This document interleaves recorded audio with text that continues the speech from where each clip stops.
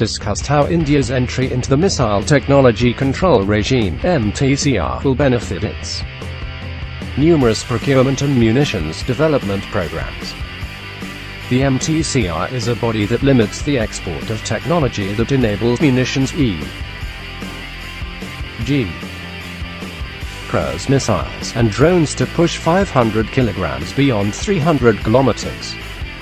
By abiding to the Mtcr's tight export controls, India now has the avenue of fielding long-range cruise missiles and drones with the technology support of other Mtcr members, such as the US. From Pakistan's perspective, the consequences of India joining the Mtcr are significant, but they do not necessarily constitute a departure from what Pakistan currently requires in order to fulfill its tactical and strategic requirements. For example, India coming one step closer, albeit by overcoming a huge regulatory hurdle, to acquire the General Atomics Reaper or Avenger does not change Pakistan's need for very capable anti-air warfare (AAW) systems in the form of effective surveillance systems e.g. radars, surface-to-air missiles (SAM), and multi-role fighters. While a potentially tenuous argument, Pakistan's direct territorial proximity to India and closeness to its neighbors' critical military and economic assets helps. For example, in strategic terms, Pakistan already possesses the ballistic missiles necessary to envelop India, e.g. the Shaheen-3, which has a stated maximum range of 2,750 kilometers.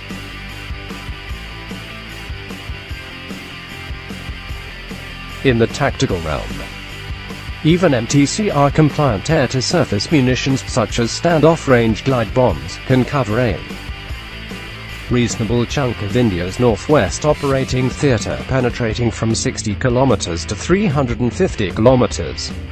Granted, the benefits of standoff range engagement apply as much to India, if not more, if the Mtcr is included, as they do for Pakistan. With long-range cruise missiles, India has the option to engage Pakistan from the eastern edges of its western front. If not further in the long term, India basically benefits from an added layer in terms of range and its ability to instigate an attack. The solution for Pakistan would be to extend the range of its own standoff weapons such that it too can readily operate from the western edges of its eastern front. In order to procure cruise missiles with ranges of over 1,000 kilometers, the Mtcr would theoretically help immensely. The Babur cruise missile has a range of 700 kilometers.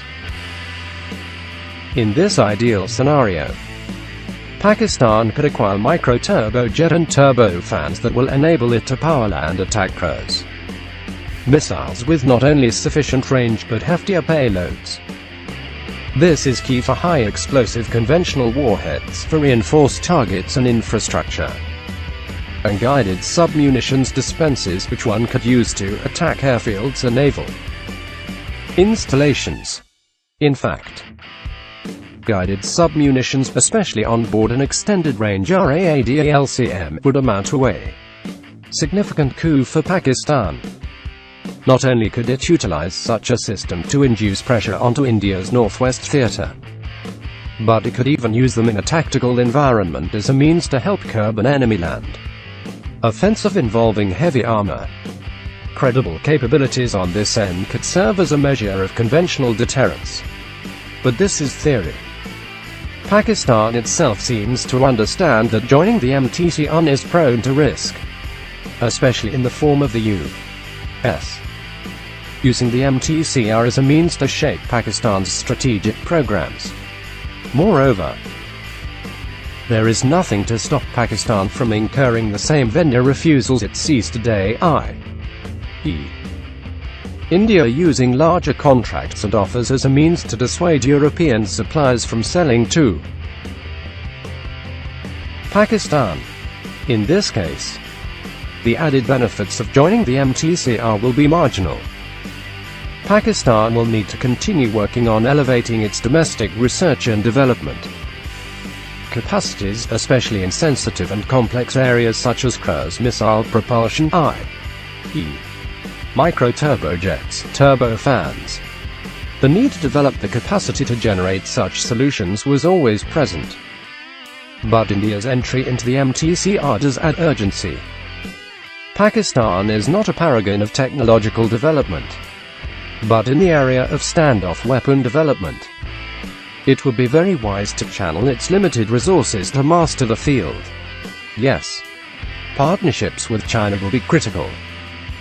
But given that China itself is trying to commit towards Mtcr export guidelines, which interestingly could be addressed if both China and Pakistan were clear to join the Mtcr, our analysis cannot include Chinese help for super Mtcr technology. This will have to be done at home.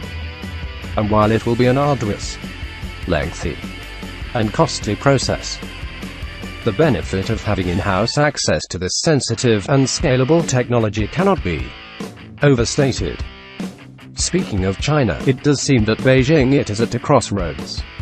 For example, its CH-5 unmanned aerial vehicle (UAV) is a prelude to the advent of true Reaper-like UAVs, i.e. super Mtcr technology. Countries not abiding by the Mtcr, and thus not privy to its benefits, would be very interested in such a system. Yet China exporting it would amount to a withdrawal of its commitment to the Mtcr's export guidelines. Such an act could irreparably harm its pending application. But Beijing's entry would run against the core interests of the U.S. and its regional allies, namely Japan, South Korea and India. An exception for Pakistan could offer China an avenue to relieve the pressure being inducted by India, especially if the incentives to abide by the Mtcr are declining.